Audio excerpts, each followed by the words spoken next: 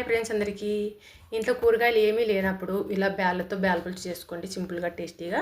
ఇప్పుడు కుక్కర్లోకి ఒక కప్పు కందిపప్పు వేసి కడిగి పక్కన పెట్టేసుకున్నాను, కొద్దిగా ఎసిరేసి.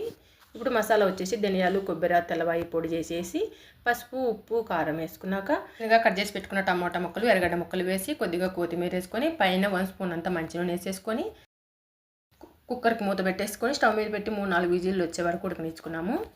చూడండి బాగా మిక్స్ అయిపోయినాయి కదా టమోటాలు, ఎర్రగడ్డలు, బ్యాళ్ళు. ఇది పక్కకు పెట్టేసుకొని స్టవ్ మీద గరిటె పెట్టేసి ఆయిల్ వేసి వేడయ్యాక కొద్దిగా జీలకర్ర, ఆవాలు వేసుకొని కొద్దిగా కరివేపాకు వేసేసి అది వేగాక కొద్దిగా చిటికెడంతా ఇంగు వేసుకొని వేగాక ముందుగా రెడీ చేసి పెట్టుకున్న బ్యాళ్ళ కూరలోకి వేసేసుకుంటే చూడండి సింపుల్గా టేస్టీగా బ్యాళ్ళ కూర, బ్యాళ్ళ పులుసు రెడీ. ఇది దోశలేకి, రొట్టెలేకి, రైస్లేకి, చపాతీలేకి, ముద్దలేకి ఏమిటైనా బాగుంటుంది. మా వీడియోకి లైక్ చేయండి, షేర్ చేయండి, సబ్స్క్రైబ్ చేసుకోండి. Thank you for watching. Bye bye.